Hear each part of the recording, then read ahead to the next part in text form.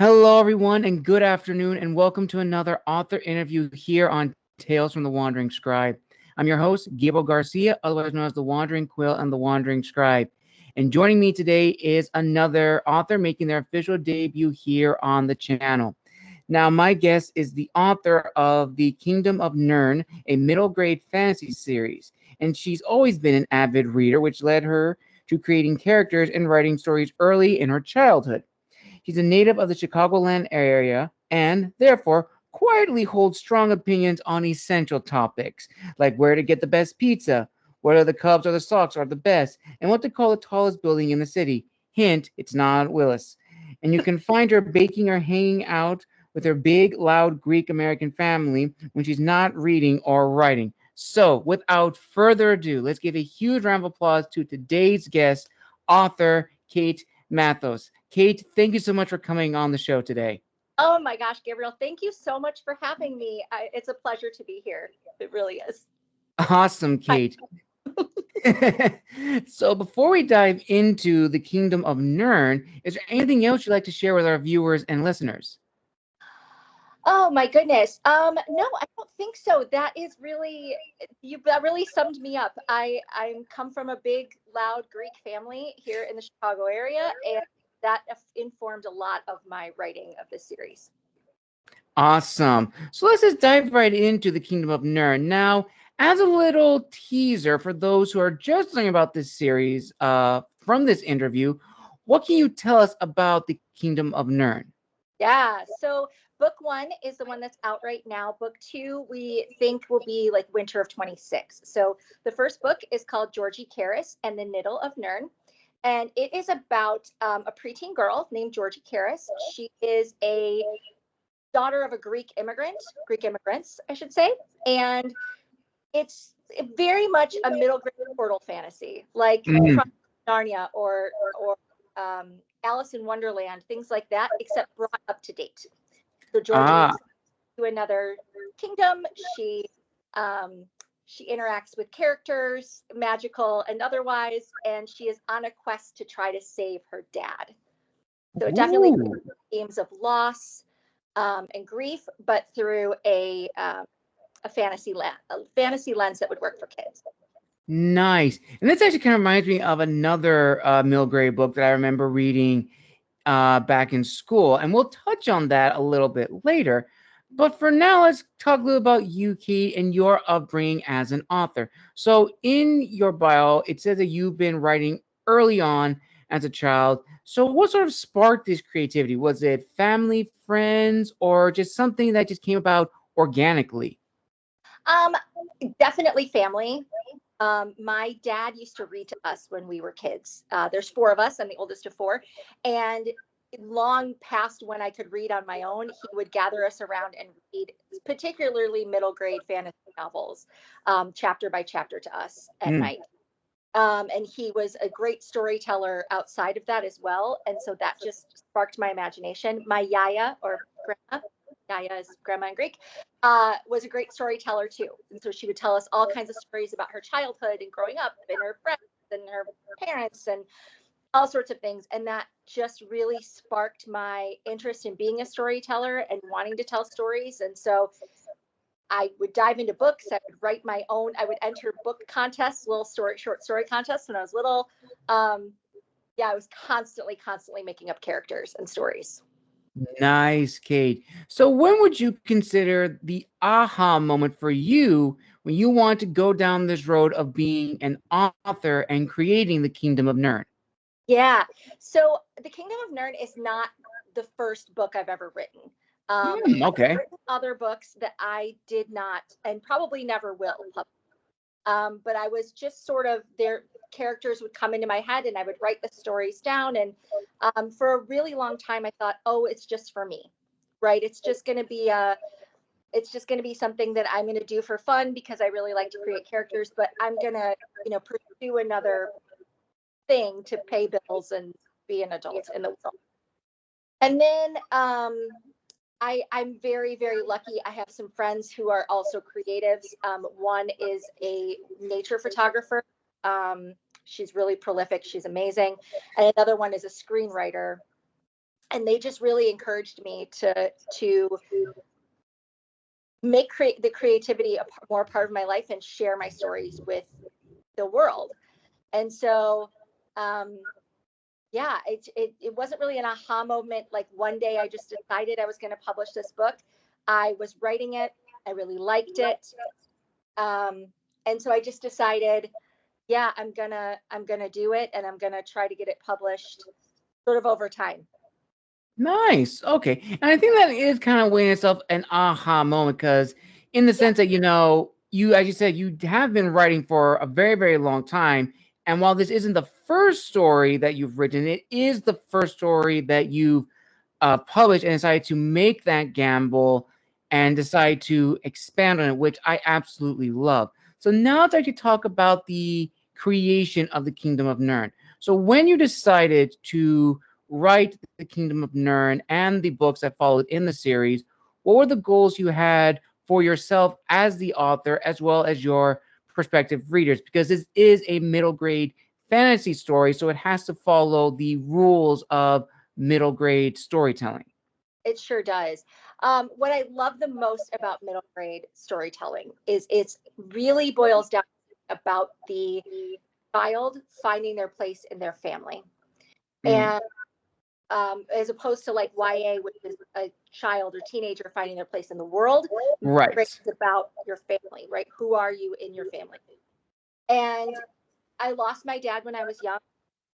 He was a really important person in my life, as I said before, read a lot of books. And so I wanted to tell the story about a girl sort of like me who lost her dad, and what that's like to deal with grief, but still have it feel magical and approachable for kids. Kids experience loss too.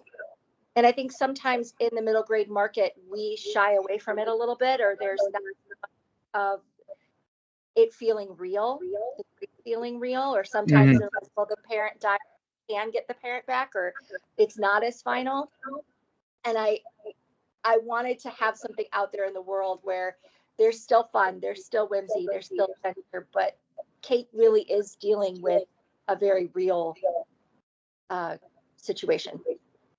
Absolutely. And I think that is, very powerful, where you can intermix and intertwine, real world experiences into storytelling, and really trust your audience to like understand that you're not like shoving down something into their throat, but you're trusting them that they're going to figure it out on their own, which I absolutely love when authors are able to do that. Because when it comes to incorporating real world elements into like fantasy settings, it's a hit or miss sometimes, and it's a big gamble. So from that point, and drafting it, what was the initial reactions like from friends and family, as well as beta readers and ARC readers who have read the first book in the series? Yeah, so the initial reaction from beta readers was, you have to publish this. This is great. You really have to find a place for a home for this. My family did a lot of crying. They're still doing a lot of crying, seeing our family. I mean, if you didn't know us, you wouldn't know that a lot of those stories are sort of similar to things that happened in my family, but twisted and taken Okay. in this world. My family's done a lot of like, this is so great, which is awesome. And then ARC readers have the reception to the book. I've been very, very lucky. It's been really, really positive, overwhelmingly so. And so for a debut author, that's sort of a dream come true, right? Yes, that's the thing that we all strive for as debut authors. Like, the feedback is good because you really want to make the landing strong. And ultimately, there is that hesitancy of whether or not to go forward with the publishing, even if you have like the beta readers and ARC readers. I've talked to a lot of authors who have said that they were hesitant to publish their books. So that kind of leads into the next question: is that, did you feel a sense of validation from these responses, in the sense that their feedback honored what you were striving for in this series? Yes, I did. I think that publishing any work at all is an incredibly vulnerable place to be, especially one that has a much emotion in it as mine, and it's very real, right? And so I, it was a huge sense of relief and validation when people were like, "No, I get it, I see it, I like it. This is cool." Um, yeah, and so when I found my publisher, especially, I I knew instantly, like, man, she gets it. I love her. I want her to be the one to help me put this out in the world. And yeah, that was a huge sense of relief and sense of validation that, like, the thing I had worked on and nurtured for so long is real and yeah, there. And that, of course, brings up to probably the first reflective question, which is, when we publish our own stories, we, take a little bit of us when we write these stories, that we input like some aspect of our personality, our being. And again, we're hesitant to showcase these stories because we don't know how they're going to be received or what the reaction is going to be. And I definitely feel, and you may have some thoughts on this, Kate, that social media now, back then, has exploded and has allowed authors a wide range of tools to market. But social media is a double-edged sword for authors in the sense that, yes, it does allow us to connect with readers. It does allow us to connect with fellow authors. It allows us to make our own writers groups. But on the other side of the coin, we definitely expose ourselves and kind of unknowingly become the target to trolls, hate speech, spam, ridicule, and so forth. And that can, be hugely detrimental to an author's self-esteem and, their mental health. And especially also, imposter syndrome is always going to be back there whispering and telling us no one's going to read this, no one's going to enjoy this. So here's this question I posed to you, Kate. Have you ever come across those feelings of either heightened anxiety, doubt, or imposter syndrome?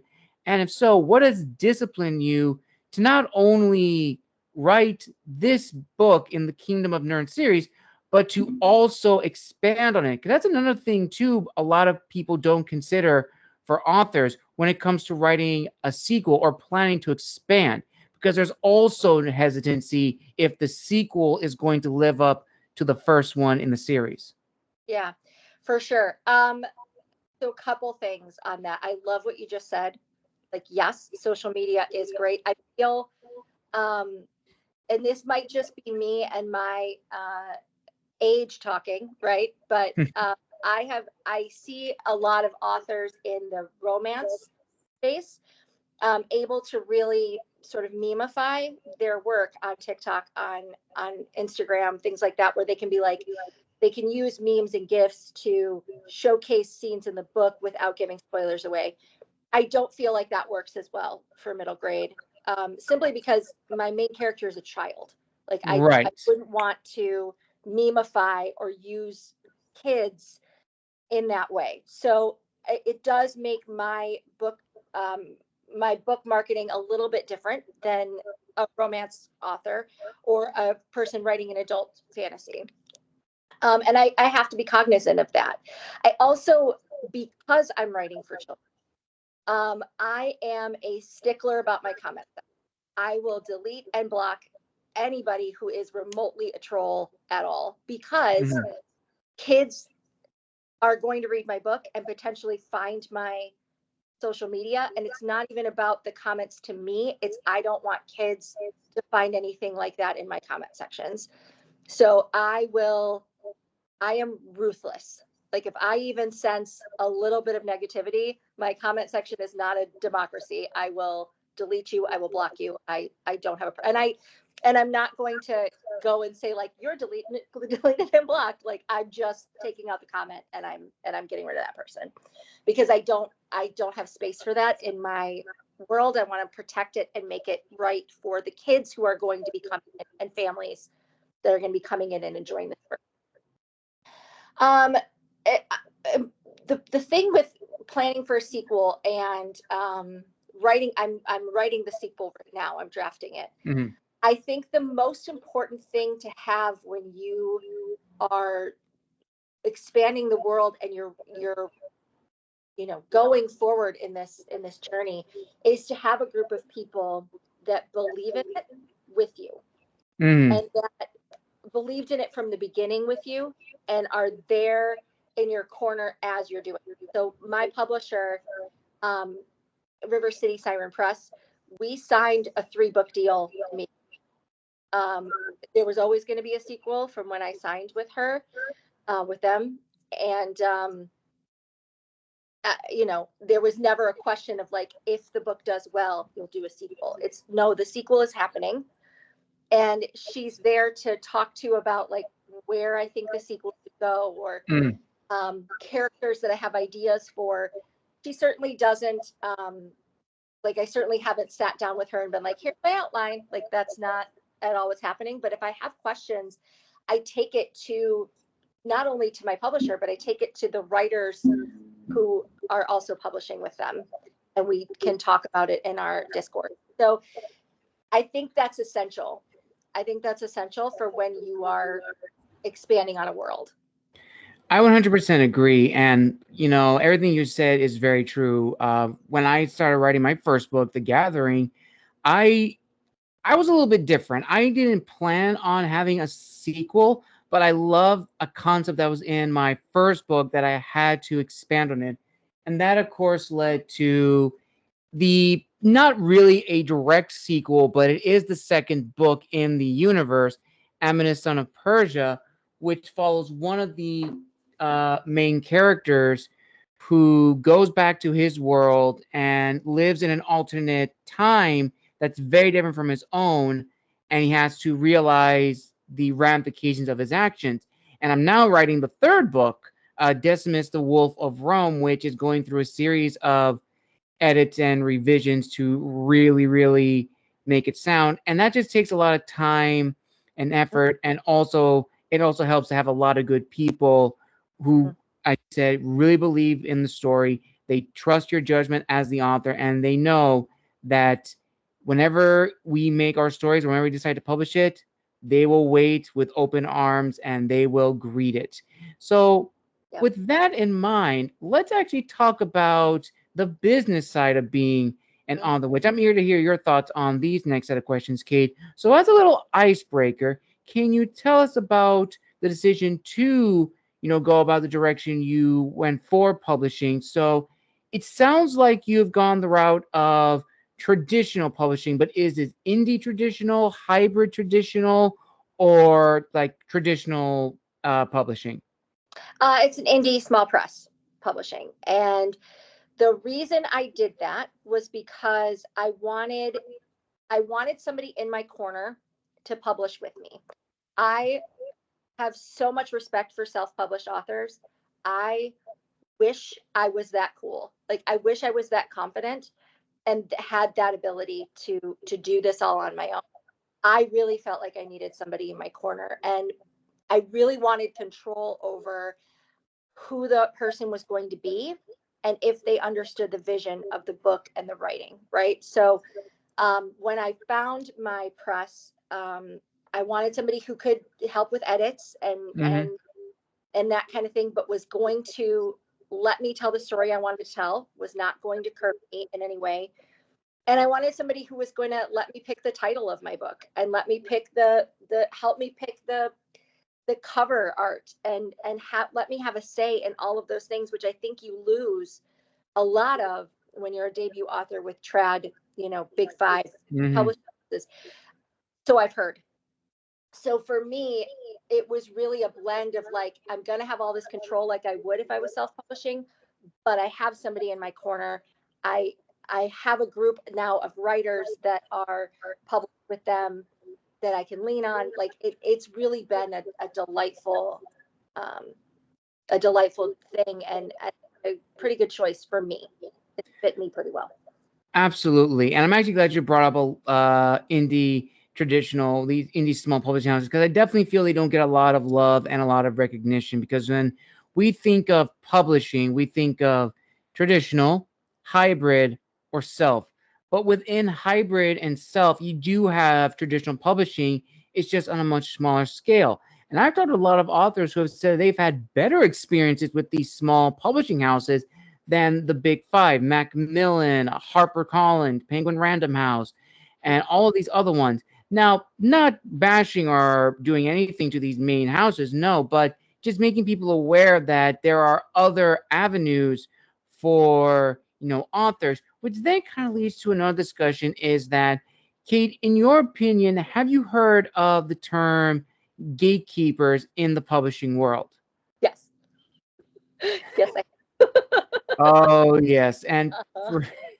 for viewers who don't know what that term is, gatekeeper or gatekeeping refers to those who kind of monitor and decide what is allowed into said industry and what is not. And the publishing world is no exception. In traditional publishing, especially the big ones on the East Coast, they are very, very, what's the word? They're very, very aware that there's a lot of stories out there, but they have to understand from a business mindset, which I can understand. They have to take in books that are going to be a solid investment, because if they're not going to get any money back from these books are going to be shelved. However, I don't think a lot of authors, especially first time authors, really understand that term, or at least know of it. So, Kate, before you decided your indie publishing house, how much research did you go into deciding what direction was best for you? Years of research, literal years. I listened to podcasts, I read blogs, I watched authors on Instagram Reels, TikTok. I learned everything I could. And Mm, initially I thought, and this is probably a limiting belief on my side, but I thought because I'm writing middle grade, I have to go trad publishing.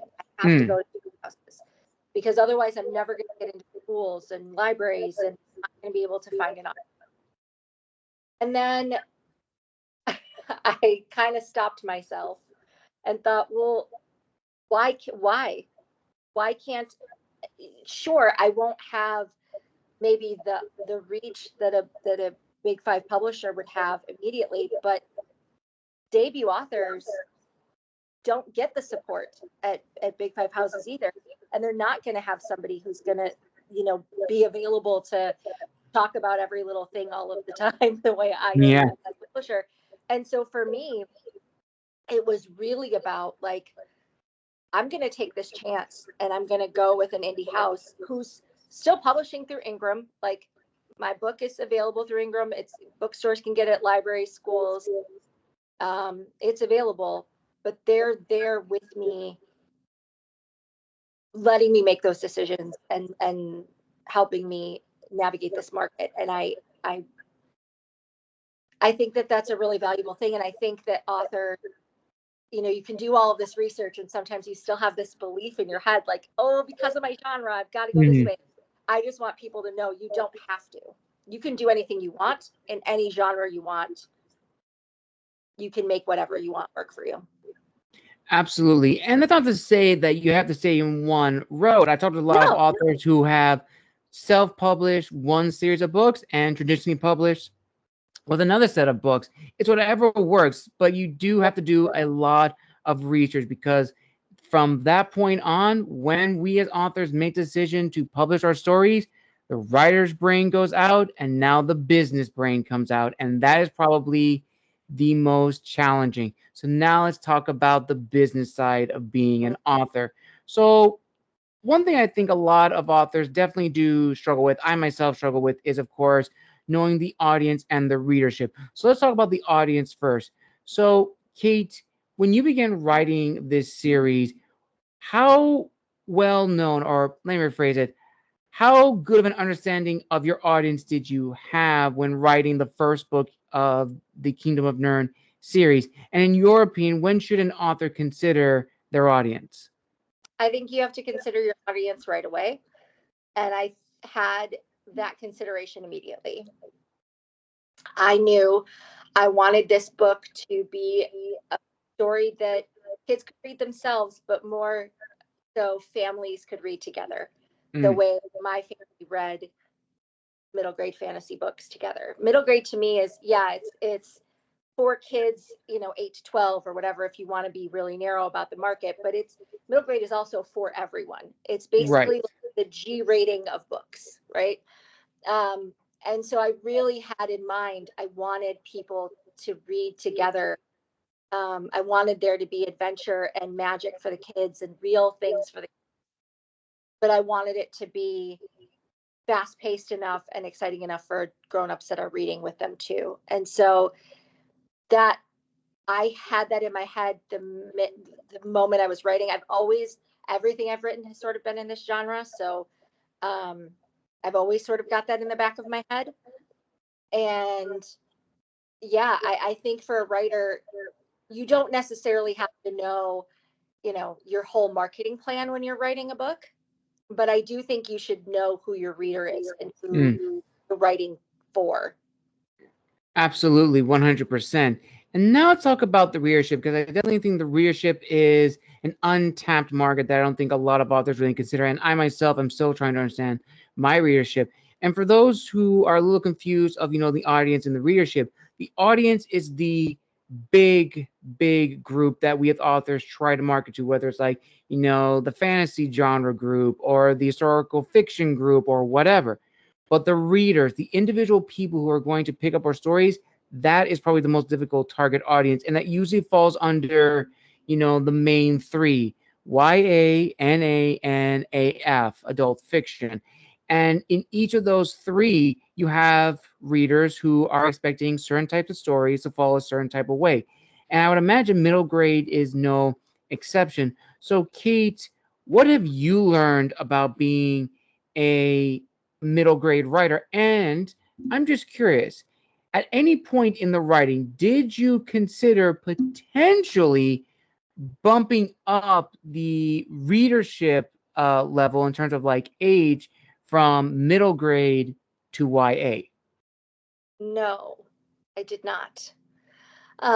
It all goes back to what I was talking about in the beginning. Middle grade, the expectation in a middle grade fantasy novel is that the character is finding themselves in their family. Mm, And because this is a story about, it's a fantasy story, then she's got a whole quest that she's going on, but at the core of it, it is about family. And so it was extremely important to me that it land in middle grade, um, because that's the heart of what I want to go after. Um, and so no, I did not think about moving it up. I do have a character in the book that is like Jordy's older sister, mm. who would be more of a YA character. And I have considered potential novels later on that would be YA potentially, or as Georgie continues to age up, potentially moving into YA. But I really wanted to start this series and root it in that middle grade fantasy world. Ah, all right, all right. And that kind of leads now into the next question, which I think is a really good one. Shout out to Eric Bowden for this one. And it's sort of like this balancing act between an author's individuality and the stories we grew up with. Because, okay, as you said in the beginning, like you were inspired by the stories your family shared, throughout your childhood. And I assume also, the stories you've read too. Mhm. And what I always find very interesting, even for like myself as a fellow author, I can't help but not reference other stories or at least some tropes from stories that I have read growing up. And again, this balancing act is something that all authors struggle, where it's like your individuality, because you want to showcase your work, you don't want to copy anyone else.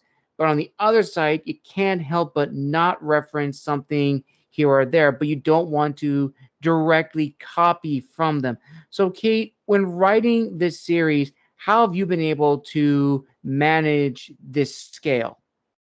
Yeah, I think that that's some of the fun of it, is that there are tropes in any genre, right? And Mm, there are things that are recognizable um, from other classic books in the genre, right? So like Alice in Wonderland falling down, Alice falling down a hole, right? Or um, they're going through a wardrobe, right? There's a magical place, and they go through the wardrobe to get to Narnia. Um, those are things that I was very aware of when writing, and knew that those were there, and I consciously used those tropes and then tried to twist it just ever so slightly so that I was paying homage and rooting the reader in something that felt comfortable and real for the genre, but also sort of twisting that and taking them, into my story. I also did some of the chapter titles have a little tongue in cheek for classic novels. So like one of the chapters in the book is, no spoilers, I'm so sorry, but it's just a chapter title. One of the chapters in the book is titled Second Floorboard to the Right. So that obviously is evocative of Peter Pan. Second star to the right and straight on till morning. I don't have the straight on till morning there. I don't star. It's floorboard in the attic. But I wanted there to be like a little bit of a nod, so the audience, it's a little tongue in cheek. It's a little like, okay, that's where we're going. That's what's happening, right? So awesome. And this kind of leads into another fun question before I get to the last few and the business portion. But Kate, do you believe at this age right now for authors that there is a golden age? And the reason I bring this up is that a fellow author of mine and fellow guest, Jasmine Young, posed this question to her followers, and she made this decision or made this statement because during quarantine and the lockdown, a lot of us authors emerged, myself included. So I've been asking a lot of my guests this question to hear their thoughts on it. So Kate, in your opinion, is there a golden age of indie authors? Of indie authors right now is for sure the golden indie authors, 100%. And I think that quarantine had a lot to do with it. I also think that the age that we're living in, there's more opportunity to publish in all different kinds of highways and avenues than there has been before. And so authors can really express themselves really, the possibilities are endless. And the amazing part about being an author and writing in this time is knowing that like all of us can find readership, and all of us can sort of rise together and tell our stories across all kinds of different segments and all kinds of different genres. And I love watching the rise of indie. I think it's incredible, and I think that because it's not so focused on the algorithm and what's going to sell and this really narrow scope, we can tell amazing stories that maybe wouldn't get past the gatekeepers, but find homes out in the readership. And so, yeah, I agree with her. I totally agree. This is absolutely the golden age of indie writers, and I think it's only going to get better. Definitely, 100%. I have to agree, Kate. And this kind of leads into a very, very powerful question, which is also a statement. So brace yourself for this, Kate. So yes, I 100% agree that, in this day and age, indie authors are on the rise. There's a plethora already out there. But I definitely feel because there's this influx of indie authors, a lot of them can get wrapped up in the glamour of being known as an author as opposed to being an author. These are the two paths I've noticed after interviewing authors for now about 7 years. And each path has its own hurdles and objectives. So to be an author is an individual dedicated to storytelling. To be known as an author is an individual dedicated to marketing. They all have the end goal, which is international success, world renown, award winning, etc. But the goals that the individual has going into this, a lot of them who have been on the show have stated that the second path is the most enticing, but leads to a lot of unrealistic goals and expectations. And the truth of the matter is, which you may agree with this, Kate, is that in this industry, like any other creative industry, your debut, anything is not going to be an overnight success. There is no guarantee. And this is also not a get rich quick money scheme. Would we all wish it was? Absolutely. You would have so many authors quitting so many people quitting their jobs and becoming authors and getting paid six-figure salaries. But fact of the matter is that is not what the industry is. It could be down the road, but it takes a lot of grit, which becomes talent over time. Now, that's not to say that there aren't authors whose first works didn't become successes. There are many authors who I've interviewed on the show, Kate, whose first book did give them award-winning status. But generally speaking, the average author is going to have some highs and lows. So ultimately, Kate, I would like to hear your thoughts on this discussion where, yes, in this industry, it's a 50-50 chance if your book is going to be world-renowned, international, or award-winning. And regardless of whatever label is slapped on it, it shouldn't deter somebody away from the publishing industry if being an author is something they're truly passionate about. 1000% agree with you. Yes. I think there's a couple things. I think that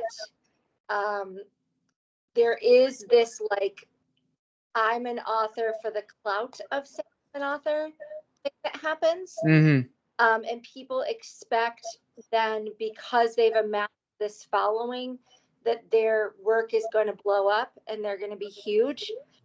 When in reality, becoming huge and successful is a grind. Like, for most of us, it's about doing the work, butt in the seat, writing the books, putting out quality work, and building your audience over time. It is not a get rich quick scheme, and it's not glamorous. Like, in any shape or form is it glamorous at all. It's not. And so I do think that that's something that we deal with in the social media age. I would say there's a lot of people, I don't know if you find this, but when you publish a work, there's a lot of people who'll be like, oh, I've always wanted to write a book, or, oh, I could be an author. Sounds so cool. And you're like, okay, well, as much as I want everyone to write if they have a book, and like, yes, please write your book. It does take a certain level of tenacity and a certain level of grit to be able to do this. And quite simply, not everybody has that. And not everybody has the patience to build that talent. And so it's kind of funny to hear people be like, oh, I've always wanted to be a writer. Someday I'm going to write. And you're like, okay, well. Yes, 100%. I 100% agree. And also comes also to like the mentality of the individual, in the sense that, do you want to be a writer who's doing this for a passion, or do you want to be a commercial writer? Because both are driven by two different goals. One is just writing to just, have something out there to maybe just share with friends and family. The other is dedicated to like building a business and building a brand. And speaking of building a brand, another thing that's huge for authors, and that's, of course, going back to the positive side of social media, is networking.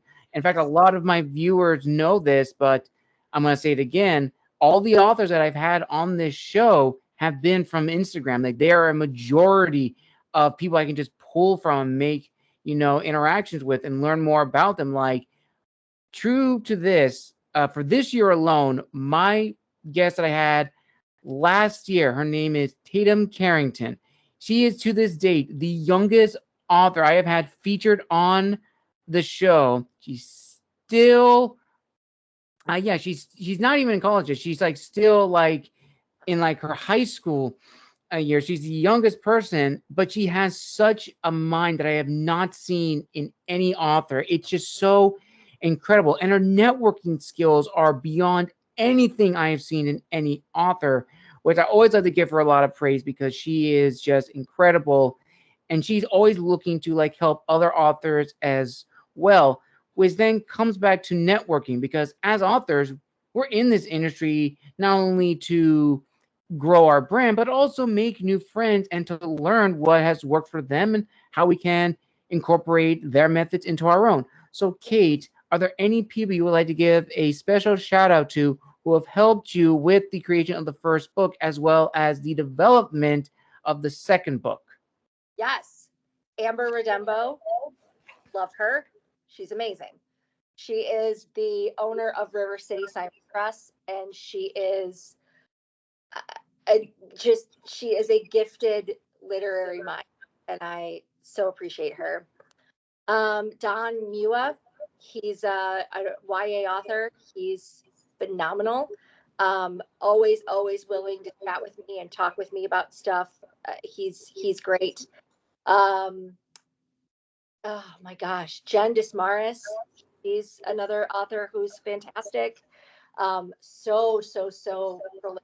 Like she's really someone I look up to. Um, Eric Glaw, he's a screenwriter. He's always encouraging me on my personal life side and helping me overcome my imposter syndrome. Oh my gosh, there's so many. I'm gonna forget people. Kimberly Rude, Kimberly Rude. She's reading Wonder Woman on Instagram. She's one of my dearest, oldest friends, and has always really encouraged me and been willing to help me network with people on social media, because social media is not natural for me. It's not Mm, something that comes very easily, or I wish I was better at it. I'm not good. same here. That's the weakness. But I do. I am sort of starting to build that following, and she has been very helpful in doing that. Who else? What else? I think that's everybody. I'm gonna forget people. There's so many. There's so many amazing. I am very lucky. I have found um, I've found a lot of really supportive, amazing people in this industry, and I really just debuted in January. So like that's been incredible.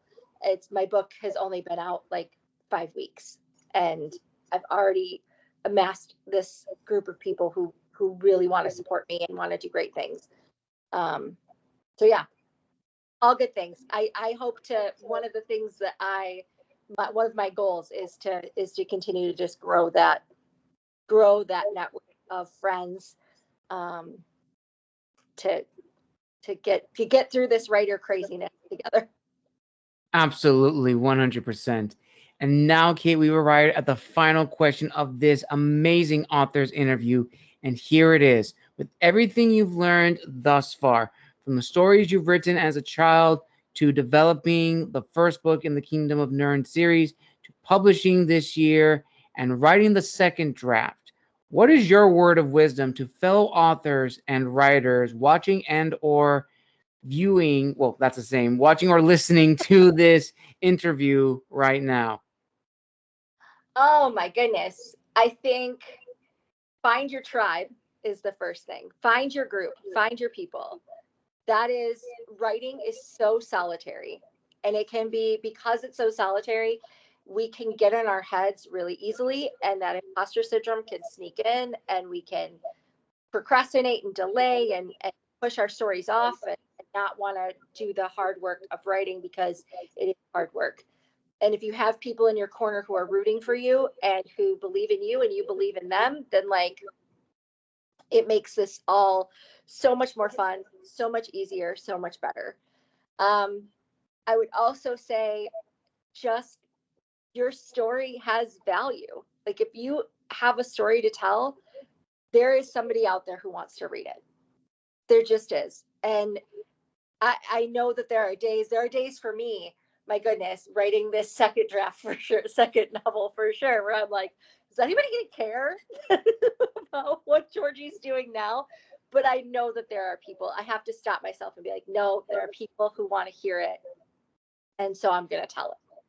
And so I think that those are the two things that I would say.